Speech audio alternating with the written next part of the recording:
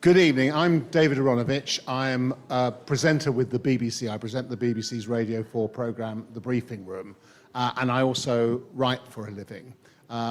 Most recently, I write a Substack, as I'm sure most of you do too. That's what I do, and that's enough about me.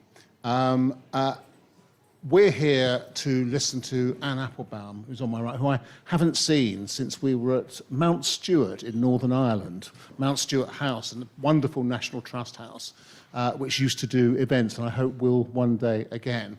I'd forgotten that meeting, yes. You see, I'm forgettable, you're not. I'd forgotten Mount Stewart House, not you. Anyway, it has wonderful gardens.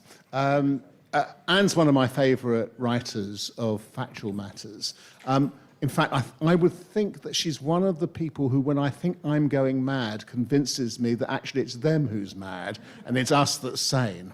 My first of Anne's books that I ever bought was Gulag, which was, as she was explaining upstairs, partially a product of a lifetime's desire to try, which she got very early on, to try and explain the Soviet Union and societies like it ever since she was first there. We may talk a little bit about that later. So it's gone through, since Gulag, it's gone through a number of iterations, if you like, of Anne's deep interest in Eastern Europe.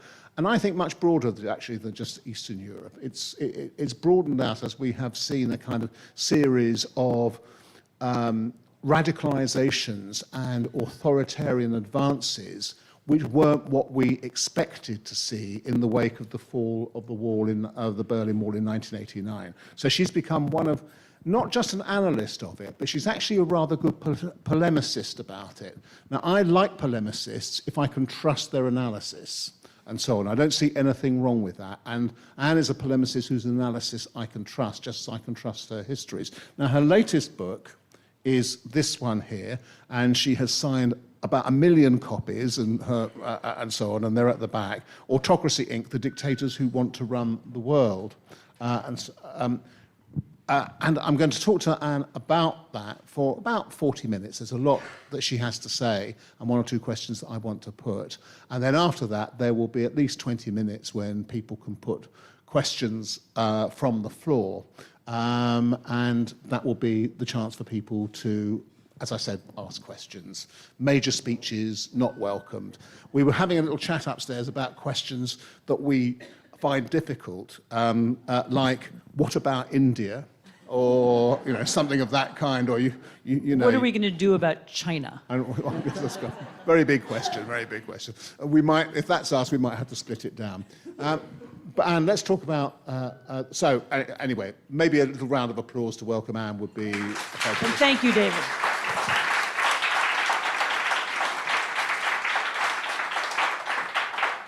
By the way, I've always thought that stools like this are discriminatory against older men. I am very precarious here. I just want you to know that so you appreciate what I'm doing for you here this evening. And let's talk about the book. The book starts in a very kind of particular place and not really where I would have expected. It starts in Venezuela. And it starts in Venezuela because you are analysing a particular phenomenon and how it's organised. I'd like you to tell us about it and explain what it is that regime brought together. So first of all, thank you to one of my favorite journalists for agreeing to do this. Thank you all for coming on a weeknight. You can skip the bit about favorite journalists. Favorite journalists. I can say that again. Thank you for coming on a school night, I suppose, is the right way to put it. In a way, actually, it's appropriate that the book starts in Venezuela because actually my understanding of the phenomenon that the book describes, in a way, began in Venezuela. I was there in February of 2020, about 2 weeks before the pandemic, although I didn't know that.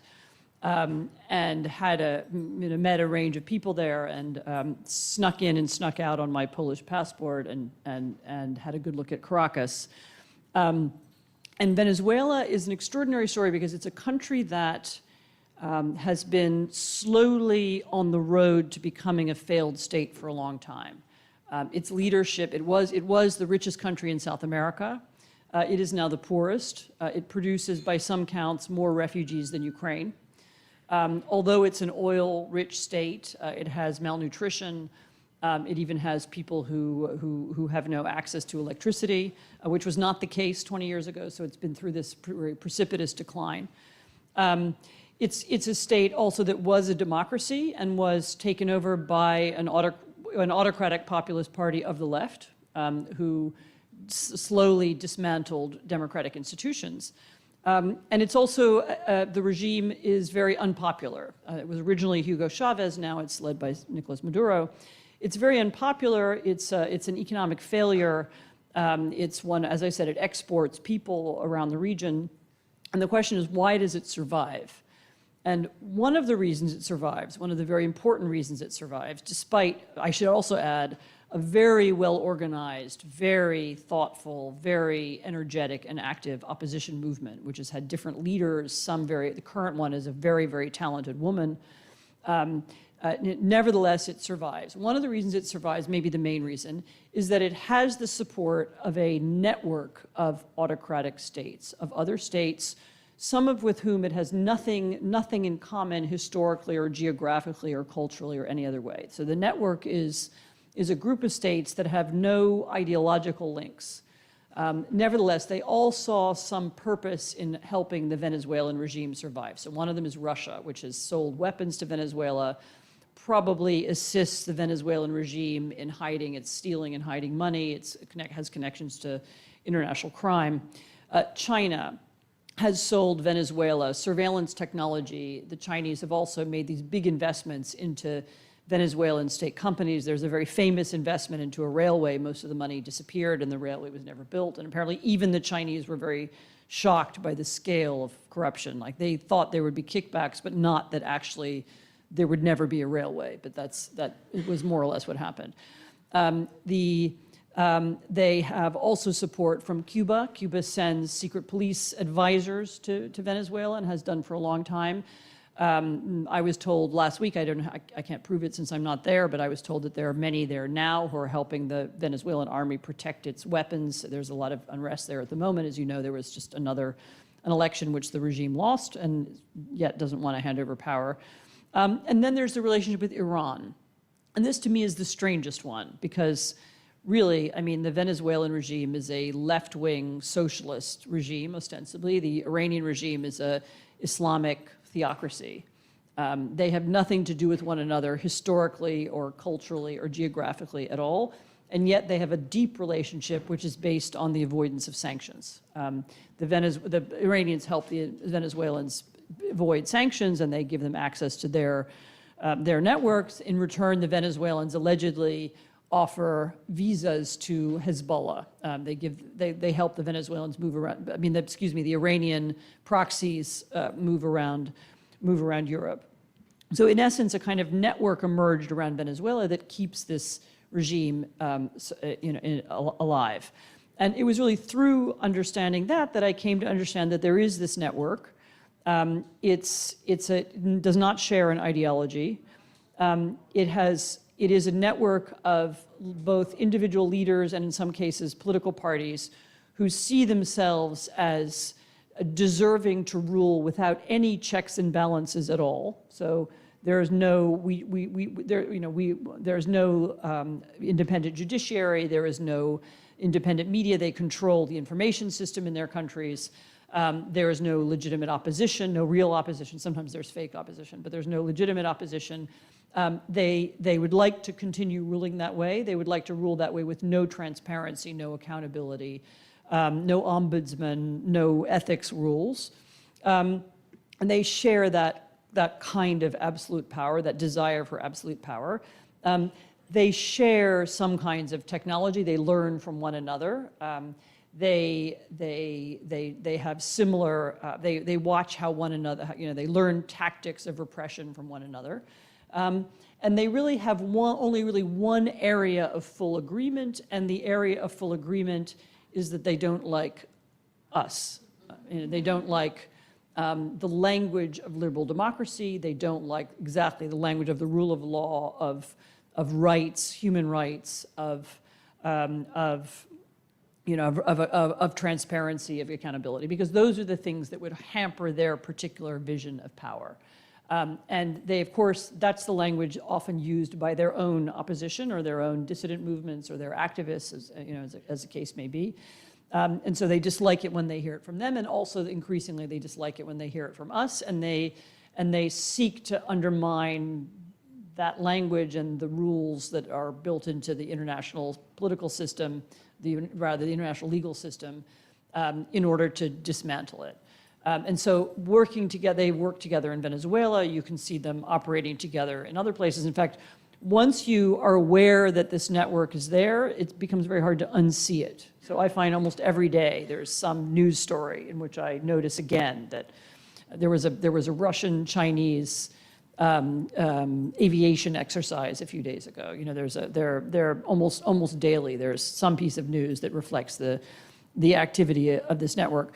To be clear, it's not a conspiracy. It's not secret. I mean, most of the material in my book is open. I mean, it's from investigative reporting done by various people, or it's open material. There isn't a secret room where dictators meet, like in a James Bond movie, that I think it's Spectre, where they sit around the table and they all have octopus rings, right? It's not like that. So it's not like that. A lot of it's open. I mean, I'm sure there are some secret deals around as well, or just private deals, but they as I said, they have this set of common interests and they work together. And what's playing out in Venezuela now, as I said, there was an election a few weeks ago. The opposition won, and not only that, the opposition can prove that it won. And yet Maduro is resisting giving up power, and one of the things that gives him confidence is, as I said, the support of various, whether it's Cuban or Russian or Chinese help. So that's the role of Venezuela. And actually, I have friends in the Venezuelan opposition, and they contribute. A lot of my thinking about this comes from them and from Russians and Belarusians and others who, really, if you want to understand the autocratic world, it's best to talk to the people who live in it and who have analyzed it and can explain it. And so a lot of the book is about them, or comes from them. One of the things I was very struck by, coming on to the next bit of the book, was to bring it closer to home, was, if you like, what you might call the Putin delusion. And this is not about how they behave with each other, it's about how we have behaved with them in the past. And I think it would be interesting to go through how Germany's policy of Ostpolitik, the idea that you should have a rapprochement, some kind of rapprochement over the Cold War barriers, and that would be better for everybody, back before the fall of the wall, morphed into Nord Stream 2 and the dependency that Europe and other places began to have upon autocracies and the delusions they had about what those autocracies were. Yeah, no, this is something even before I wrote this book, I started writing that piece of it because I got interested in the question of where did this come from. Those of you who some of you may know the history of the German-Russian relationship, and it actually begins in the 1970s when there was one original meeting with sort of West German, Austrian, businessmen met with, basically it was Soviet bureaucrats, from the Ministry of Gas, whatever it was. And they met in a Habsburg villa, and they began discussing how they could cooperate. And if you try to imagine how weird that was, this is there were still, Berlin was still divided, and there were still, American and Russian soldiers in Europe, and, yet they had this meeting about gas pipelines. And some of it was to do with changes in technology that made gas pipelines work better. I spent some time trying to understand that, but I will not bore you with that piece of the story. But essentially, the original pipeline project, which began in this era, in the 70s, was from the beginning a political project. And it came from the West German desire to have a kind of mutually valuable economic relationship with the Soviet Union. And there was a theory behind it. And the theory was, if we're economically linked, then we won't go to war. because of course then people were afraid of it. And actually, I'm trying to give credit to the Germans of that era. It was not illogical, because that was the experience of Europe after the war, which is that we built these economic links between one another, and we formalized them, and we created things like the European Union and other institutions, and we didn't go to war. And so there was this experience of that being successful. And so the West Germans thought, let's extend that further. And then later on, I mean, there were plenty of elements of greed and so on, and people made money out of it, and there was cheap gas for a long time. Relatively cheap gas came to Germany. It was part of how Germany became what it, the economic powerhouse that it did. But it also created from the beginning these moral and political dilemmas that nobody ever really resolved. So there was this gas flowed from Russia to Germany, and actually then to the Netherlands and elsewhere in Europe, and it wasn't just the Germans who benefited, Austria, Italy, I think. So there was this benefit, and gas flowed there, and of course we paid for the gas. And then at the same time, the Soviet Union was funding in that era, terrorist operations in Europe, the Red Brigades, and so on. So we were paying the Soviet Union, which then funded terrorism that was designed to destabilize Europe, and nobody ever really grappled with that. I mean, it was just a thing that happened. I mean, there were a number of critics of the pipelines, including a lot of American presidents were always skeptical of them. Nixon hated it. He thought it was a plot to undermine American-German relationship and undermine NATO, and I think Jimmy Carter didn't like them either. I mean, but nevertheless, it survived, and it survived into the 90s.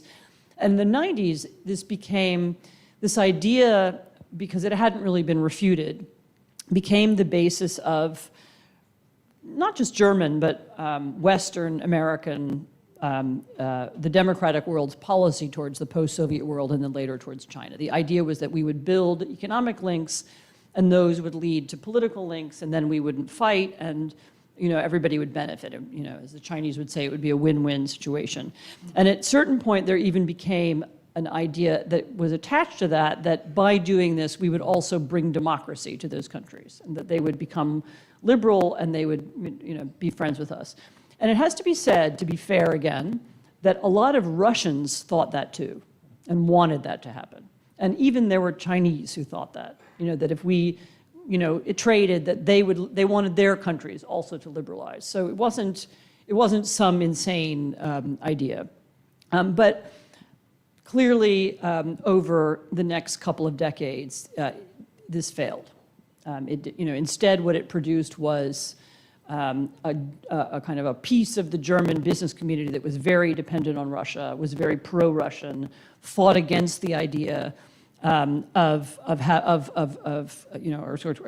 insisted on maintaining normal economic relations with Russia, for example, even after the invasion of 2014. And even as because of course the pipelines that were built in more recent years also had a political purpose. So the Nord Stream was a Russian project to build a pipeline across the Baltic Sea and thereby avoid Poland and Ukraine, with the aim eventually of cutting off Ukraine and maybe of invading Ukraine.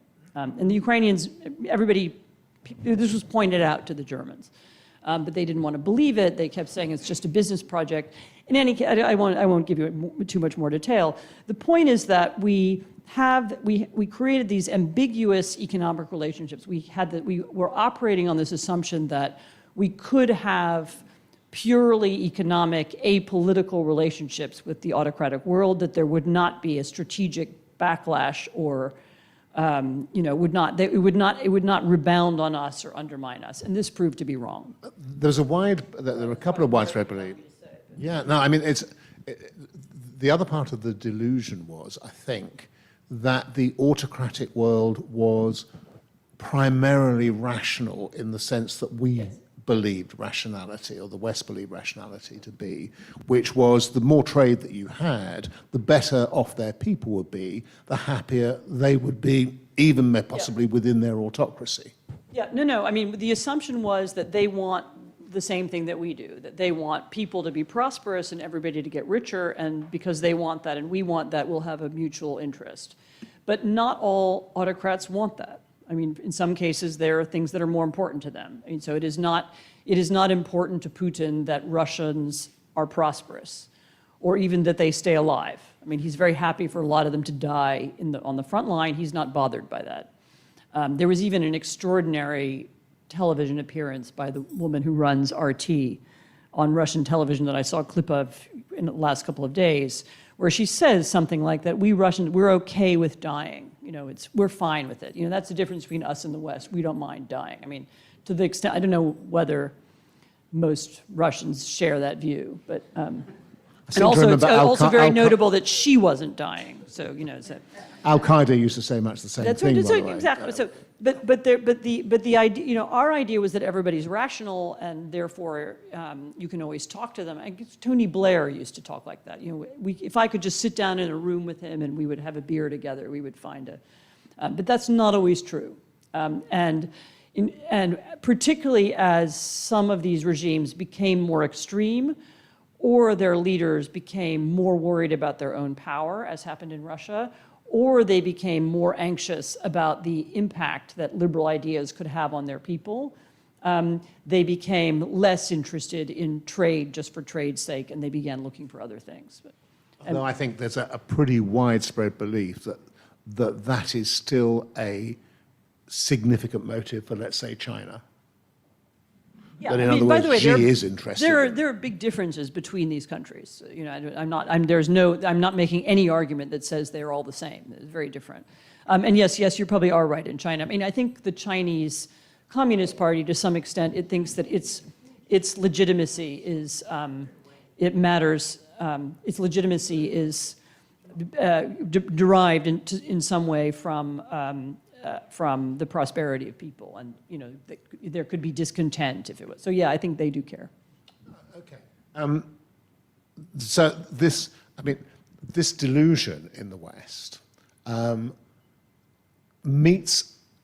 has a kind of pragmatic and slightly corrupting element in the West as well. And you come into this in the last chapter of the book, and it was also the subject of a piece that you wrote in the Financial Times this last weekend, which is essentially that these autocracies are partially kept going by feeding vast amounts of money to their own ruling elites. And the practices of those ruling elites, which are partially political as well, have been immensely enabled by our own structures of finance and financial dealing in the West. It'd be very interesting, I think, to talk about that a bit more. Yeah, I mean,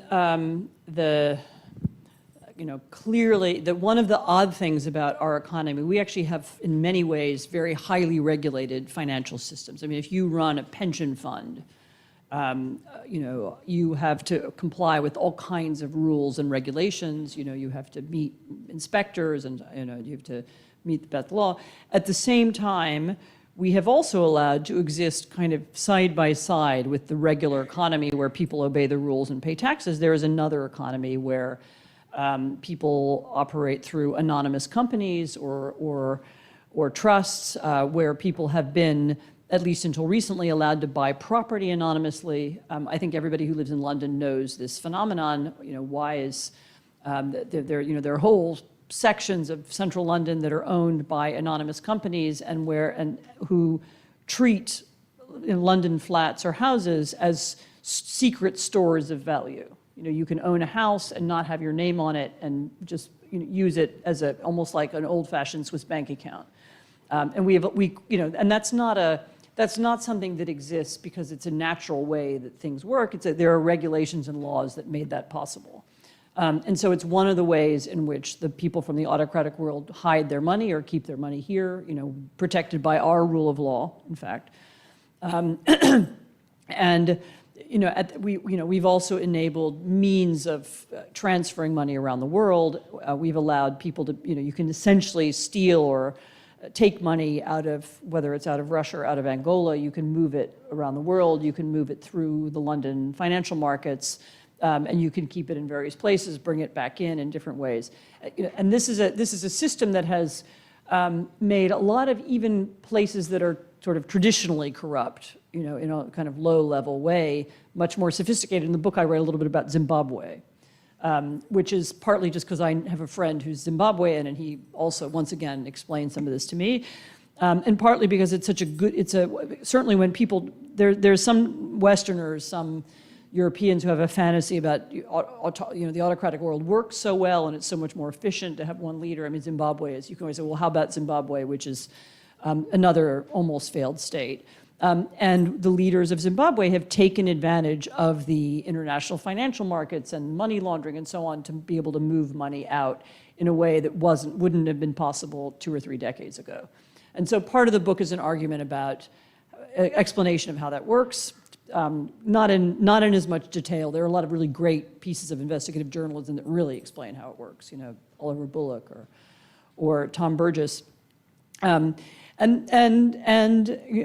part of the book is also an argument that asks, why do we let that happen? And why, and an argument that part of fighting autocracy is fighting not so much individual countries, but fighting autocratic practices. And among those practices are the secrecy around money. One of the features of the autocratic world is that you don't know why people have money. You don't know how they got it. You don't know how much it is. You don't know where it comes from. You know very little about rulers or people in power. And to the extent that we have secrecy in our world, it's that kind of secret. I mean, everybody has privacy. That's something different. To the extent that there's secrecy about in our world, that's something that we imported from the autocratic world. So one of the other arguments of the book is that globalization, again, we had this idea of, I don't know, we used to talk about West moving to East and democracy flowing from Europe, I don't know, to Eurasia.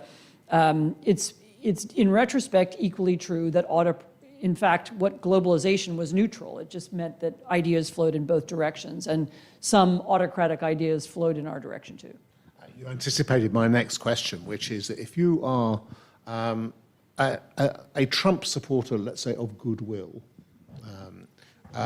you might very well say, well, okay, but what does this matter to us? What's this got to do with us? If they don't actually interfere too much with us, what does it matter that all these places are autocratic? What does it matter even that they're run by kleptocrats? It's up to them to deal with that. But you then just said the ideas can flow the other way, even if they're unattractive. So let's explore that a bit. So you think they're unattractive. But not everybody finds them unattractive. Go on. No, so there is, and this is a more recent phenomenon. I mean, this was originally Russian, but now there are others who joined in. One of the conclusions that the Russians came to was that undermining the idea of democracy, just doing it at home inside Russia, which, by the way, was a huge program. I mean, there was a wonderful study, I think it was Estonian, if I'm remembering correctly, of Russian television, and they watched every Russian television program about Europe for a month or two, and then they came up with the themes, and it was literally all about degeneracy, and if you walk down the street in Europe, you'll be murdered by an immigrant. And so they seek to undermine the idea of democracy in Europe, but they also realize that it would be very useful to undermine the idea of democracy here too. And so they did begin to run information campaigns, some very silly and ineffective, some rather more effective, and presenting in essence, or seeking to craft and build an autocratic narrative that would appeal here. And the narrative, more or less, you all know, it's that autocracy is safe and stable, and democracy is divided and weak. Autocracy protects traditional values, and democracy is sexually degenerate. And those ideas, some of which came from here. I mean, it's not as if you had to import those ideas from Russia. I mean, there are plenty here. But their idea was to amplify them. And not only that, actually, I mean, they also seek to amplify extremism of different kinds, of the far left or the far right. There's a weird Russian involvement with Catalan separatism, which I describe a little bit in the book. I mean, anything that can divide Europe, anything that can divide NATO, anything that can internally create conflict inside democratic states interests them. and so, as I said, some of it's not serious. They don't invent things. I mean, the Russians did not invent Marine Le Pen. Marine Le Pen's been in French politics for decades. Her father was in French politics for decades before that. He has links to Vichy, which is even older than that. But they can amplify her, or they could give her some money, as they did for one election campaign. Or they could, her MEPs, they could invite them to Crimea to be election observers. I mean, they would seek to amplify, protect, help those kinds of movements because they think it's beneficial to them.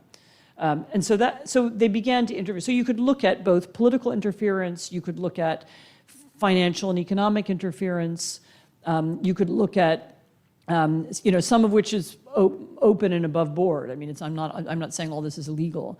And you see the ways in which they seek to shape our world. I mean, and that's before even we've talked about Chinese strategic investments in telecoms and ports, in other pieces of infrastructure that, if they ever wanted to, could be used to weaken us if that was in their interests. They might have not decided that yet.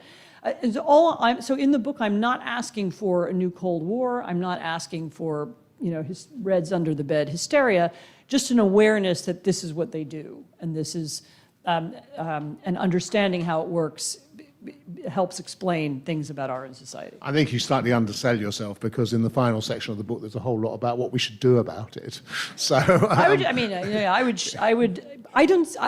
actually ask every time I meet somebody. I did this last night and somebody I was sitting next to at dinner. I asked, so give me the positive argument for anonymous companies. Like, why should they exist? And really, some people say, well, there's some celebrities who don't want you to know they own this particular house.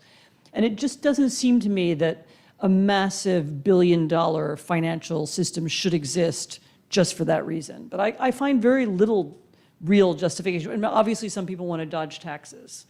But I didn't see why that's legitimate. I can't dodge taxes. Also, the idea that celebrities want to be anonymous is really quite interesting. I mean, you're likely to know if the place next door to you is bought and lived in by Elton John. It seems to me, but obviously, I mean, however, if you're a mafiosi, that might be slightly different. It struck me while you were speaking there. Well, firstly, there was one moment in the book which I thought was, I kind of clocked it at the time, but I thought it was wonderfully revealing, which is the February 2022 meeting between Xi and Putin, and this is 18 days before the Russian invasion and full invasion of Ukraine, when they issue a joint statement condemning intervention in foreign countries by the West. They had a very particular view of what intervention meant and what it didn't mean. No, they issued a statement. If I'm remembering correctly, it was either that one or a different one. They also talked about democracy. They talked about, we have our own forms of democracy, and so we don't want to hear from you about democracy. There was an aspect of that as well. And they talked about, the essence of the conversation was, or of the statement was, we don't have to listen to you, and we don't accept your rules. And by that, remember what they mean is rules like don't invade your next door neighbors and occupy them and set up concentration camps on their territory. And Putin, by invading Ukraine, was demonstrating the degree to which he has contempt for all those rules. And by that, I mean, I don't mean, some kind of, I'm not even talking about democracy. I'm talking about, the language that has been used in Europe since the end of the Second World War of never again. We won't allow mass murder in Europe to happen ever again. Well, the Russians are saying, yeah, actually, it's going to happen. We're going to kidnap children in Ukraine. We're going to take them to Russia. We're going to change their identities, and we dare you to try and do anything about it. Or we're going to set up these so-called filtration camps in occupied Ukraine, which are concentration camps, and we're going to torture people until they, reveal whether they're Ukrainian, whatever in the Ukrainian army. And this is part of an attempt to say, we would like to be able to run the world differently. And by differently, they mean without regard to human rights, without regard to the rights of smaller countries or to have sovereignty. They will decide who has sovereignty. I mean, Russia has a very particular idea about sovereignty. Only, they say we are sovereign, but Ukraine is not. And actually, they would say we are sovereign, but Germany is not. I mean, they have we get to decide what we think. Germany, because it's part of the alliance, the Americans tell them what to do. But they have a clear idea, and that's how they would like the world to be run. In a way, so that the international system functions like their system does at home, that there are no checks and balances, there's no blocks, there's no international institutions that stand in their way. I'm being genuine when I say that I don't actually think that Donald Trump sees the world vastly differently to that, actually. And that the constraints upon him are the institutional constraints. They're not actually constraints in terms of attitude or policy that are very different from that. I do business with that person from my position of strength to that person's position of strength, and anything in between is of no account to me, and the rules are of no account. Yeah, I think, he says that more or less. I think that's the source. Famously, he periodically says how much he admires Xi Jinping or how much he admires the lead dictator of North Korea. And I think that's the source of his admiration. These are guys who get to rule with, they get to do whatever they want. There's no New York court stopping them and no New York Times investigating them. And, that's what he admires. But in some countries, as you know, there used to be New York Timeses and New York courts stopping the government doing what they want, and they've gradually moved in on them. And I know that in this book, you're dealing with the actual autocracies themselves. But maybe we should just discuss a little bit some of the halfway stages that people have got to. I'm particularly interested in a place like Hungary, which acts essentially as an ally of Putin and Putin's main ally within Europe, etc., but also employs people from this country and America to act as its mouthpieces here, actually pays them directly to do it. And somebody like Elon Musk, who has effectively become all the things internally that you've said that Russia wanted to do externally to the information systems within democracies. So actually my previous book was partly about how and why people inside democracies are attracted to liberal ideas, and also how, this idea of how a democratically elected leader can take over or capture the state. Quite a lot nowadays when democracies end, it's usually not, there's some exceptions, but usually it's not like there's tanks in the street and there's like a lieutenant colonel who shoots up the presidential palace. Normally you have elected leaders, legitimately elected leaders, like Viktor Orban or actually like Hugo Chavez in Venezuela, who come to power often using the language of so-called populism, saying, we represent the real people, we represent the true Hungarians. Our opponents are elites, foreigners, traitors, and therefore, when they win power, we then have the right to dismantle the democratic institutions. And that is what happened in Hungary. There was a systematic dismantling of the judiciary over several years. Actually, there's a brilliant article, believe it or not, by the publisher of the New York Times that was published today in the Washington Post, which was very delicate of him, in which he talks about how it was exactly that the Hungarians dismantled their press. It wasn't done through censorship because Hungary is a democracy. It was done instead through tax investigations, or predatory investors, or through, I saw there was a version of this that happened in Poland as well, threatening business people who advertised in independent media, for example. So it wasn't done, you didn't walk in with thugs and shut it down, you just used as I said, state institutions to harass independent media until it disappeared or changed hands. And that's that's the process by which those things can happen. That idea that you could win an election and then dismantle the system so that you never lose an election again is very attractive to some politicians. That's it. Then you don't have to worry about running another election or losing an election. And of course, it also means that once you win, you have a certain degree of impunity because there aren't any courts who can investigate you, and then it's a lot easier to steal money if that's what you want to do, which I think Viktor Orban is interested in doing, very interested. I lived through a version of this, so some of you may know I lived part of the time in Poland, and we had a government in power for 8 years between 2015 and last October that unsuccessfully, and partly, well, they had some success, but they did have this same goal, and the goal was to dismantle the judiciary, to undermine media, to capture state institutions, and as it turned out, and of course it was all in the name of establishing traditional society and, promoting Polish patriotism, and actually in practice a lot of it was about money. I mean, it was, they set up foundations that were funded by the state, and then they put their cousins in charge of the foundations, and the cousins made enormous amounts of money. So anyway, it's more than you want to know. But those practices and those goals are alive and well. And one of the fears that people have about the Trump administration is that that's what it would do.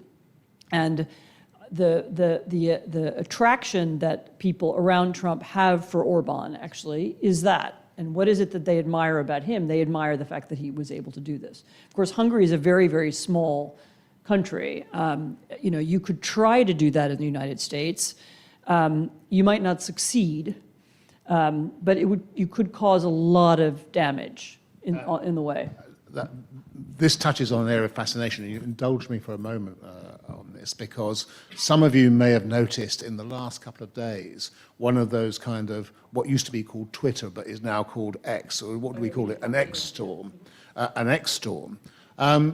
in which the former main presenter for Fox News, Tucker Carlson, who was employed by my old employer, Rupert Murdoch, for a very long time at Fox News, and then was subsequently kicked out for a while, and has now gone kind of independent, who is a huge supporter of Viktor Orban, and who is supposed to have had significant influence in helping to persuade Trump to pick J.D. Vance as his vice president on ideological grounds, essentially on the grounds of his position on abortion, women, families, church, religiosity, and so on. A bit like Law and Justice in Poland, that kind of prospectus.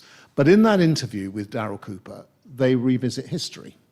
And the quote that comes down floating through X from Tucker Carlson, as Darryl Cooper's a revisionist historian, is, if Churchill was so great, why 70 years later are English teenage girls begging for drugs on the streets of London? And then he goes on, and why is London no longer a majority English city? Why are the English a minority in their own city, the city that we're sitting in right now? And this seems to me an absolutely constant theme of the kind of Orbanist, etc. And was a big theme also within the justifications for the riots that we saw at the beginning of August here, which is that somehow or other this isn't our country, it's been stolen, and it goes right back into history. The people we thought were our heroes were actually villains. And in the case of Churchill, why he's really villainous, but they don't quite want to say it, is because he fought against Hitler. You're a historian, as well as being somebody who looks at current societies. How seriously should we take emanations like that?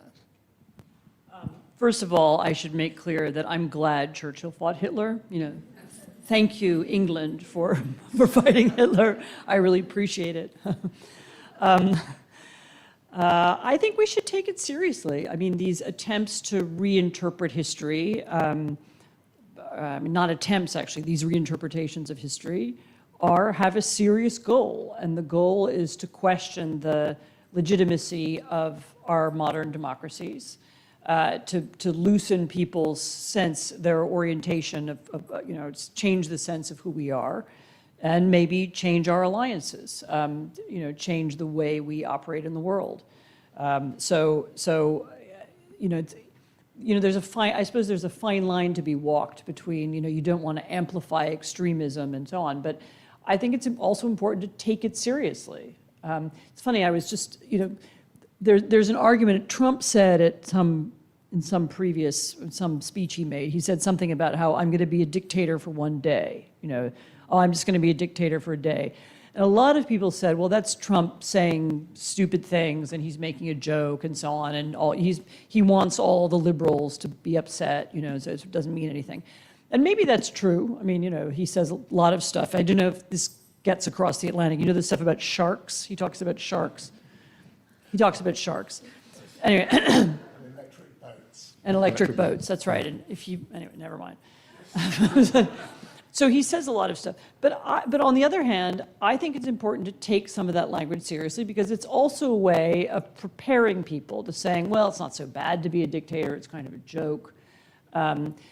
Maybe, and the same thing with an interview with somebody who wishes that Hitler had won the war. I mean, it's a way of saying, well, those ideas, they've been taboo for such a long time, maybe they weren't so bad. And it is a way of bringing them into the mainstream. Yeah. So I would take it seriously, yes. And into the mainstream for current purposes. And let's talk a little bit more before we open this up about how you got into all this, because actually that history is interesting, and your publisher convinced me that it was interesting, and as soon as you started talking about it upstairs, I did find it very interesting, which takes us back to you being a student of Russian and deciding to go to Russia while it was still the Soviet Union. Yeah, so I did study Russian at university. I did Russian in history and some other things. And I went to the Soviet Union in the summer of 1985, and I spent 3 months in Leningrad, when it was still Leningrad. And at that time, it really was like walking through the looking glass. It was a completely different society.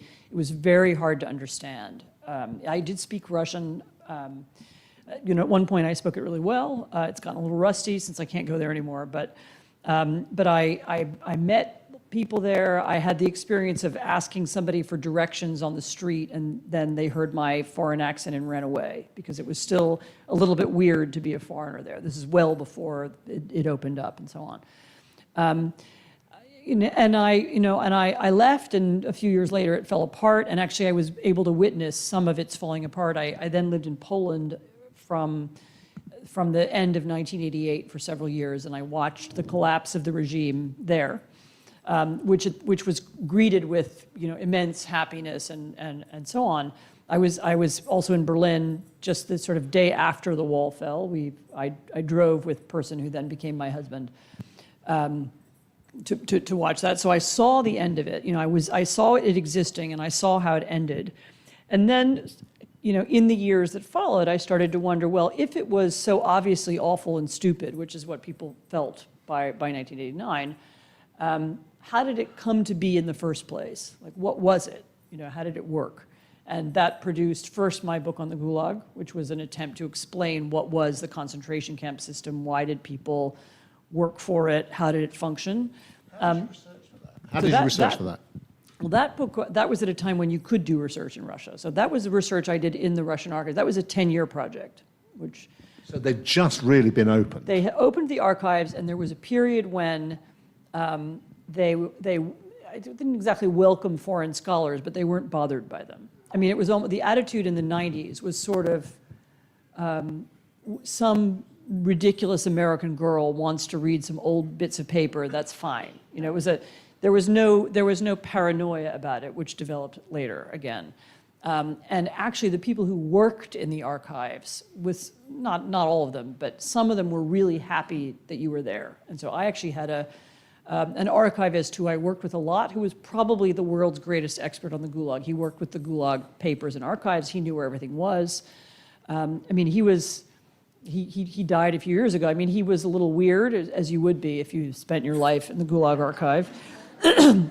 He was also an alcoholic.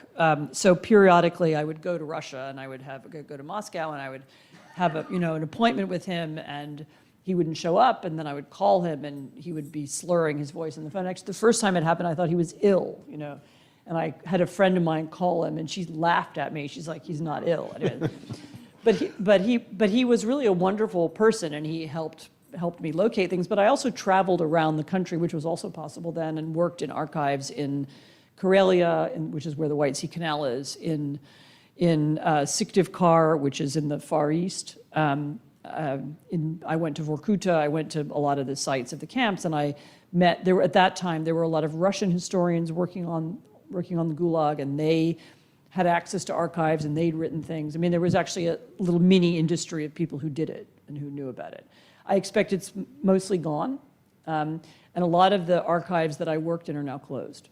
I mean, you couldn't do it again. I mean, so in that little window, quite a lot of good things were written. There were a lot of really good books written at the time. You know, Catherine Meredith. I mean, there are a bunch of British historians who, Robert Service worked there, and did good work.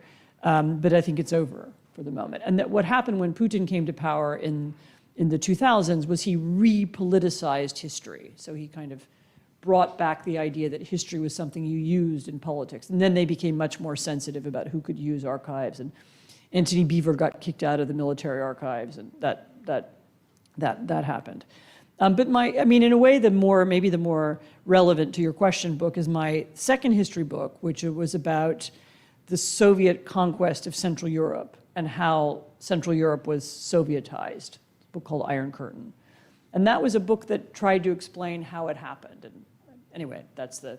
And, you know, I strongly recommend this book, by the way. And in a sense, you know, I've been sort of doing that ever since. And then when I saw some of these things come back, you know, I mean, I was just describing, when I watched the invasion of Crimea in 2014, my reaction was, oh, that's how they did it. You know, it was so exactly like what the Russians did in Eastern Poland, you know, in 1944, with sort of fake, you know, Russians in the wrong uniforms and getting local criminals to run stuff and making them the new leaders. You know, it was literally some of the same things they did.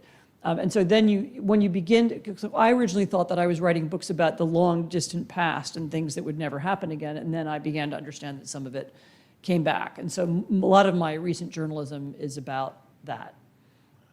That's it. No, I was saying I very much recommend, well, I recommend most of Anne's books. The one I can't recommend is the one on cooking, because I didn't read it. It's the best one. It's the best one. That's right. Nor the Anne Applebaum Guide to Central European Golfing. I haven't managed to kind of get to. I don't know how to play golf. No, I did write a cookbook. It's called From My Polish Country House Kitchen, and so it's out of print. Anne's told me that the soups are very good, but the desserts don't work. Don't make the cakes. Okay. But when you were talking in Iron Curtain, you describe how essentially the domestic communists in these countries imported wholesale the Soviet security apparatus into them, and so on, which I thought was absolutely fascinating. So that when I also saw what was happening, I was booked to appear on Question Time in the week that Russia essentially went into Crimea in 2014. And I found myself in the odd position of being the only person on the panel who, firstly, and please take this in the right way, seemed to know anything about it in historical terms, and secondly, was bothered by it. So Michael Heseltine was on the program and said, well, I don't think we should get our knickers in a twist about this. You know, Ukraine's crime has always been a bit of Russia, really. The Labour politician didn't like it, but really didn't know anything about it. And then there was a Russian journalist called Nekrasov on the program who was just vile. One of the vilest human beings I've ever come across. I mean, I remember this period really. I was here then. I was living in London then. And I remember there were these endless programs. And I started to say, if there's a Russian journalist from Russian state media on whatever it is, the panel, I won't be on it. I stopped doing it because, you know, I'm not going to have an argument about, because they were arguing at that time that it's not an invasion, that this is a separatist movement that has arisen to take over Crimea. And as we know, months later, Putin gave medals to all the soldiers who had been part of the invasion. But there was a point at which I wasn't going to go on TV and have an argument about what was happening. I knew what was happening. I mean, we can argue about how to interpret or what to do about it, and that's fair. But not whether it's an invasion. I mean, it was an invasion. Anyway. Yeah, the other thing that was fun in that respect was when the exchange recently happened of prisoners between Russia and the West, some people in the West saw some people they thought had been their friends suddenly met by Putin at the airport. There was one particular journalist, actually, who had lived in Poland for a while. It's a sort of Spanish, so-called Spanish journalist who was KGB, or whatever it is called, FSB. Right, I think it's nearly time. In fact, it probably is time to take some questions. Can I just say, yeah, there is the microphone is over here, and you'll be choosing, not me, because I don't know the people here. Questions, please, not great statements. If you have had huge experiences and lengthy experiences in these various countries, write your own book. We'll start here. And the publishers are here, so they will hear that you've got them, so you'll approach them afterwards. But we're here for questions. Thank you. Yes, good evening. Thank you very much to both of you. My name is Sophia. I've got a background in journalism. I was in Russia working for a US newspaper in 2004, 2006. My question is to you, Anne. Despite the fact that we knew what was going to happen, and I remember human rights activists warning us in 2003-04 where Putin is taking the country. But when you think about the Security Council meeting in February 2022, and how Putin had to really press them all against the wall, and people like Naryshkin and Patrushev didn't seem to really possibly like the idea. The Russian Security Council, not the UN Security Council. Well, of course, sorry. The Russian Security Council, February 22, with Putin, how he, it seemed, had to really press people against the wall and insist on invading Ukraine. Do you feel, were you surprised by it, how reluctant some of these people were who seemed to be in Putin's inner circle? Thank you. You know, it's very hard to know how sincere are the facial expressions of members of the Russian Security Council when Putin is standing in front of them and they're being filmed. So I don't have I can't offer you any great insight. I don't know what they were really thinking. I do know that at the time, a lot of the Russian elite was genuinely surprised. Lavrov, for example, the Russian foreign minister, was surprised and had been denying it, you know, an hour earlier, and others were too. And they didn't expect it. They were then forced to come up with justifications for it.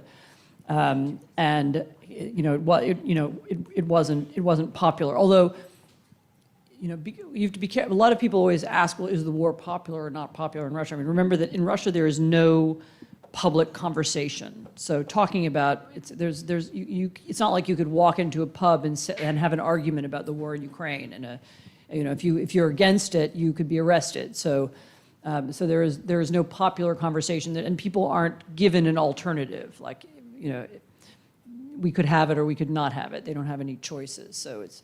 But you know, it's one of the interesting questions in Russia is how long the elite, especially the security elite, will take the destruction of the army and so on. And I don't know the answer to that. It does take you back a bit, though, doesn't it? I mean, this examination of faces to the old days of the Soviet Union, when you literally used to try and work out by the position of people on Lenin's mausoleum on Victory Day, who was up and who was up and who was down. And I remember as a young journalist on Weekend World being requested by the editor to make definite judgments about it from London. Not one of my less great moments. Yeah. Please. Hello. It was interesting to hear the parallels of politics with energy, whether it be oil from Venezuela, which you mentioned, and gas from Russia. How do you see the intersection of climate change and the global dependence on fossil fuel reducing over time? In connection to that, and with regards to China, we're increasingly dependent on China for products that enable a net zero transition. Should we be cognizant of the dependency issue? So you haven't quite said it, but you've come to one of the themes that I like a lot, which is that the climate change activists and the people who worry about autocracy and should be working together, because so many of the autocratic states are petrol states, fossil and fuel states. And that's not an accident, because if you have one huge natural resource and one small group of people control it, then it lends itself naturally. This is the huge exception being Norway. Maybe because they are, maybe Scotland. You know. No, I'm not sure about Scotland.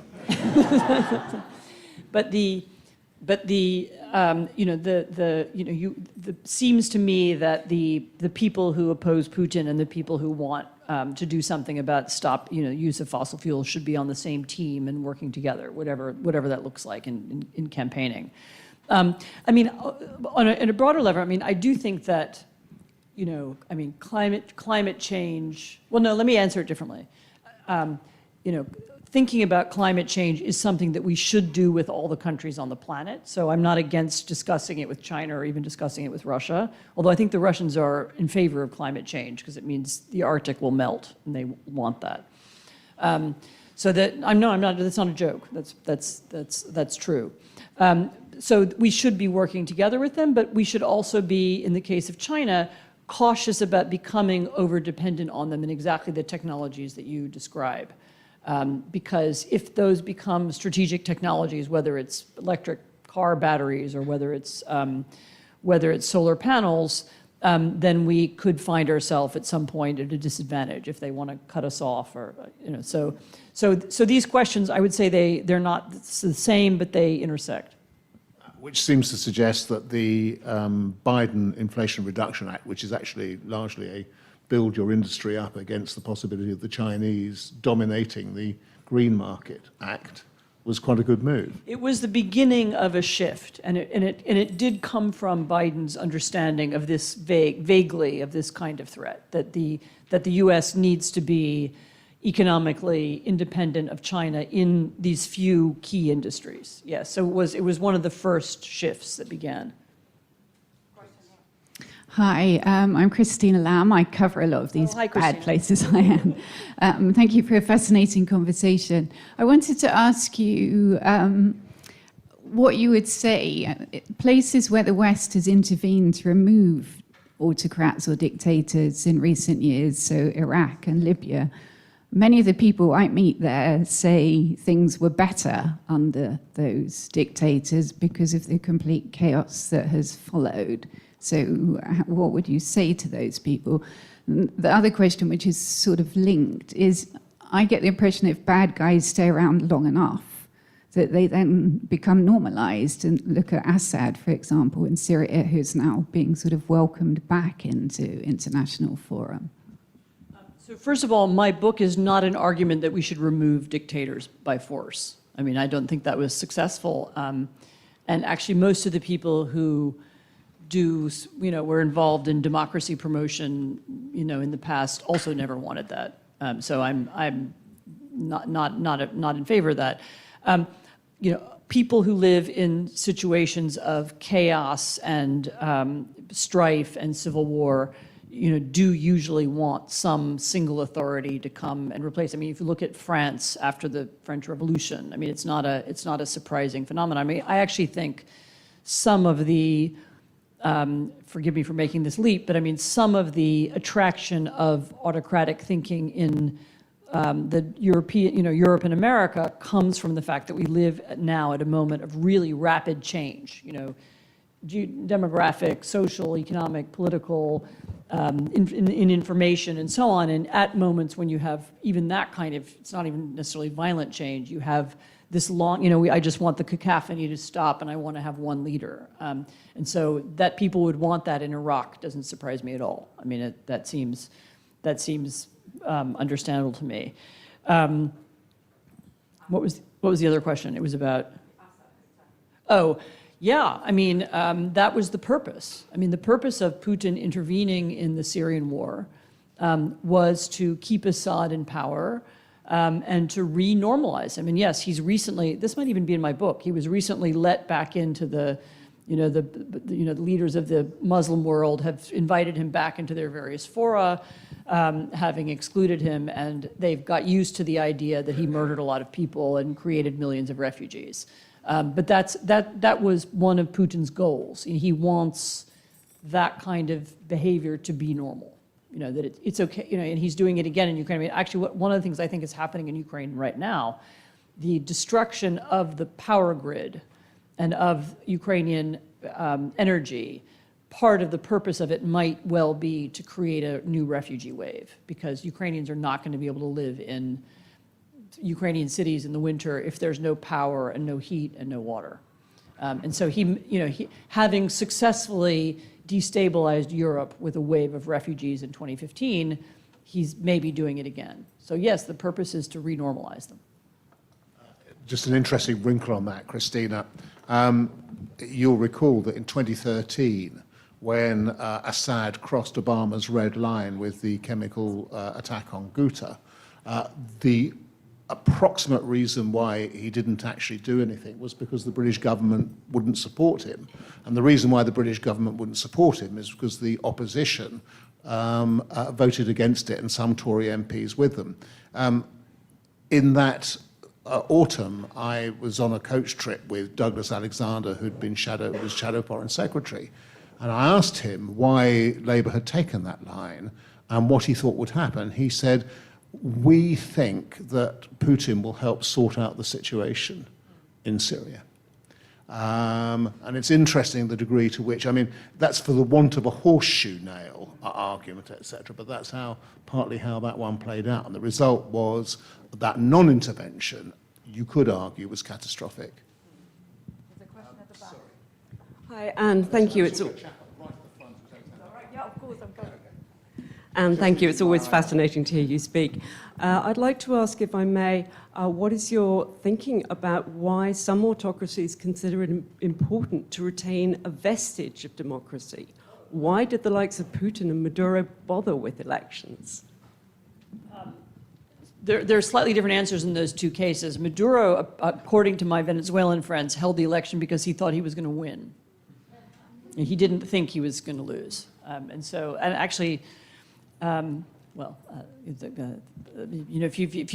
He was very arrogant and he believed his own opinion polls or whatever they were, and he thought he would win. In the case of Putin, Putin has used, and this is actually even before his regime became more extreme, and so over the last 25 years, Putin has consistently used kind of fake or managed, they call it managed democracy, as a way of enhancing his legitimacy. So there have been elections in Russia with kind of hand-picked opponents, who aren't the real opponents go to jail, but there are these kind of created opponents who are allowed to compete. And there's been a kind of facade rather of democracy, and that's part of what he's used to maintain his legitimacy. So he actually takes the fact of elections very seriously. When he wins them, he celebrates, and that's part of his argument that he's the legitimate president of Russia. And that's actually true in a lot of regimes, that there is some element of fake or managed or controlled democracy that is meant to, it's also true that democracy is a very powerful idea. So even if we all hate it and we don't like our society and so on, and we are unhappy with the way it works, the idea that ordinary people should be able to have some influence over who their government is,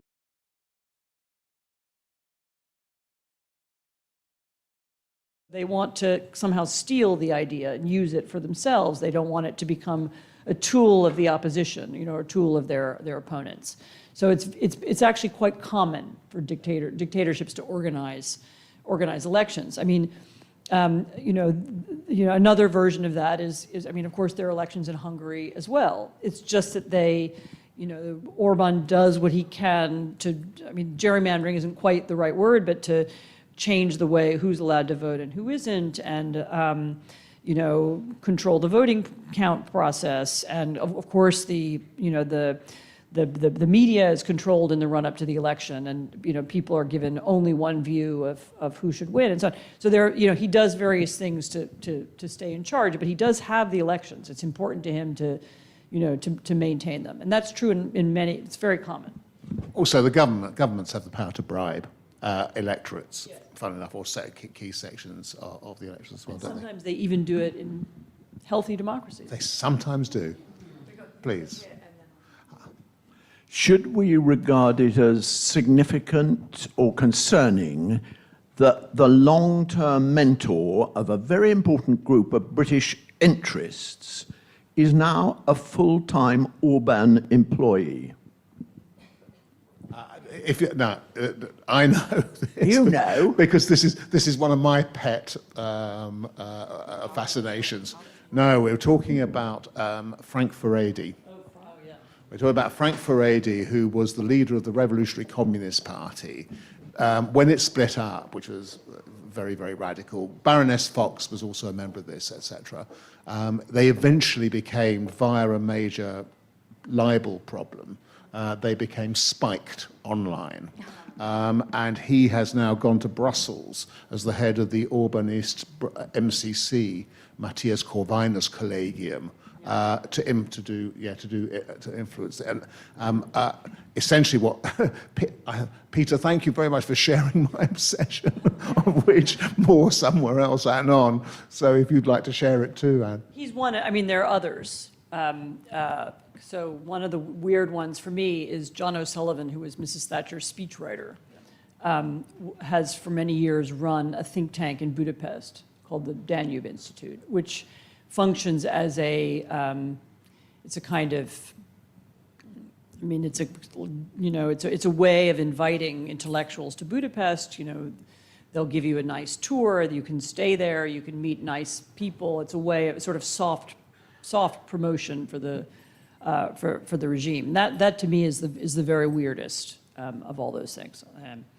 And there are others. There's another American called Rod Dreher who's gone there. So there have been a series of people who've been attracted to that regime for a long time, and some have their good reasons, maybe some have bad reasons. Actually, this was one of the themes of my previous book, not to do that annoying thing of saying read my previous book, but it's still available, and people are legitimately, there are people who are attracted to Orban's idea. You know, he did something that was revolutionary. He was democratically elected. He took over the state. You know, he created a system in which he can't be displaced. He took over the media. He got rid of all those nasty critics. And he's anti-Muslim. And he's anti-Muslim, even though they don't have any Muslims there. And a lot of people find that idea attractive, and they would like to be able to do that in this country or in the United States. You know, so they admire him. You know, and I guess Frank is the revolutionary communist version, and John is the Thatcherite version.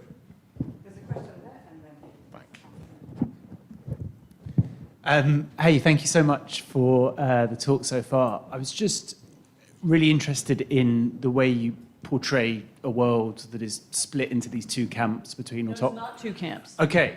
Many camps. Okay, but there's a sort of fundamental dividing line. There's a war of ideas. Right, and there are autocracies on one side and democracies on the other. Some, yes, and some others too. Okay. Well, thank you for the real-time fact-checking. And it's relevant because I think this sense of there being a kind of a rule of law, a respect for human life, democratic principles in the kind of us side of that equation, and, you know, rule breaking and a lack of democracy on the other.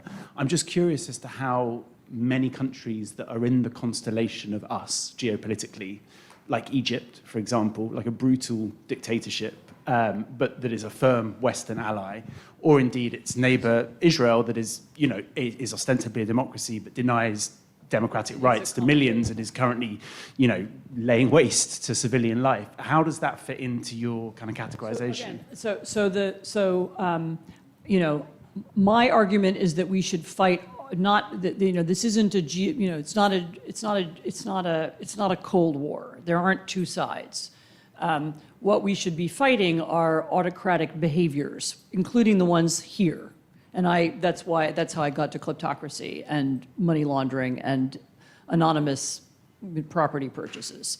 And we should fight those things here, and we should fight them in other places. I mean, so it's not an argument for lining up one group of countries against another group of countries. And I also think there are a lot of countries that play both sides or have ambivalent or ambiguous roles. I mean, one of the more interesting examples, for example, is Vietnam. I was there a few years ago. Vietnam is a dictatorship. It's a communist, run by the Vietnamese Communist Party.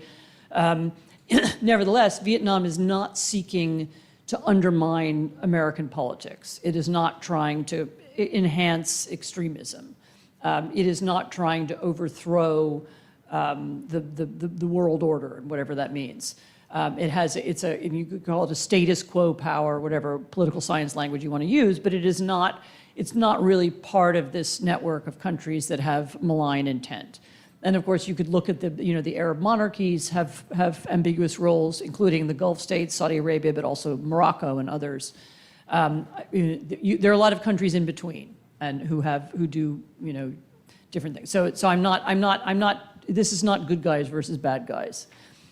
Sadly, because that would be much easier to explain. Well, also it gives you it leaves out some kind of difficulties, because you could argue the same about Taliban-run Afghanistan, which is it doesn't particularly want to be on a side, but my goodness. Anyway, yes, the last question here, please. Thank you. You waited guys, the longest to ask.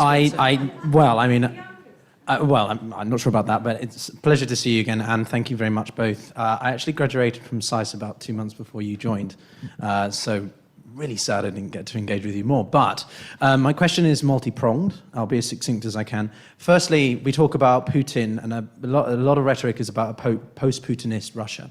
The problem is that there are people who are even worse, like the late Vladimir Zhirinovsky and systemic opposition, right? So we can get rid of Putin, but unless there's an effective transition of power, like there is a opposition in Venezuela which is ready to take control, how do we ensure that it doesn't get worse? Better the devil you know. Equally, you mentioned about the statements that were given by Xi and Putin and that was including no limits partnership. That's since been removed. So how can we as the West undermine the strategical relationship between those two? And the last one is, you mentioned about the relationship of different kinds of countries that we have to pragmatically get on with. Isn't it just time for the West to be more transactional in its foreign policy instead of value-based? That was cheating. Yes. That was 3 questions. I know. It was quite a good cheat, though, because there were 3 pretty good questions.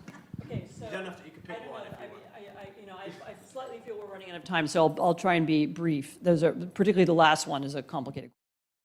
In terms of Russian succession, Putin has created a system whereby it appears that there is no alternative. He has eliminated any system of succession. So it isn't just the question like we don't know who would follow him. We have no idea how that person would be chosen. So if he falls out of a window tonight, we don't know what process by which they'll choose the next leader. He will die. Even Putin will die. Eventually, but that is a deliberate decision, and that's one of the things that's confusing about Russia. So it's not like Russians are given an alternative. You can have Putin or you can have this thing, and you can have a choice. They don't see any alternative, and they're deliberately deprived of an alternative because you're not meant to think about the alternative. This is it. You're stuck with this. In terms of who would come next and would they be better or worse, obviously I have no idea because I don't know by what process would choose this person. I mean, my instinct is at this point in time, there's really nobody worse than Putin because, first of all, whoever comes next, whoever he or she is, he most likely, he will have less legitimacy, he will have less security. He will immediately be the focus of all kinds of plots and conspiracy theories, probably. And I think that's good. So secondly, whoever comes next would at least find it easier to end the war. I'm not saying they will end the war, but they would find it more politically easier because it would not be their war that they started for their own egotistical reasons. So I'm highly in favor of leadership change, but that doesn't mean I'm carrying it out myself or that I know how to do it. So I don't know how to. I'm not advocating that we invade. Okay, it's not Christina's question. That's. And now I've forgotten what comes next. I think actually that's fine. You can take up some of the rest. You admitted that you pulled a flanker there. And we do have to finish. So, you got one more thing to say? There's a, there are level. All diplomacy involves some dealing with people you didn't like, right? So I'm not saying we can have a pristine life in which we never talk to bad people. I mean, even real life involves dealing with people we don't like, right? Don't look at me. I was thinking I of thought we all were the getting on pretty colleagues who well. you don't like, then, so that's not what I'm arguing, but I am arguing that if we want to preserve our systems as, or make them resilient or make them continue, then we should be more aware of the people who are trying to undermine them, and that should be a part of our diplomacy, as in the case of, in our internal politics, not just about diplomacy, as in the case of the Biden administration, it already is beginning to be, So it's not an argument for not speaking to people. It's an argument for resilience, for thinking about it, for understanding what are the consequences of trade. I started out by talking about trade with dictatorships. Understand what the consequences are. Be aware of them. Don't pretend that there's some neutral world in which we're all just interested in money and nothing else matters, because that's not true. Yeah, as ever, and it's in all your books, it's an argument for clear-sightedness above all. Before we thank Anne, can I just say from Anne and I to thank you very much for A, being here, and B, really brilliant questions. Yep, really, those are good. Really good questions. You've done yourselves proud. It won't earn you a free next year's membership, but you've done yourselves proud. Thank you all very much for coming. I really appreciate it. And my thanks from all of us to Anne for being here this evening. She'll be signing books at the back later. No, I've signed them already. Oh, the pre-signed, she won't be signing them. No, they're pre-signed, but they're there for sale. But anyway, many thanks to Anne for being here. Thank you.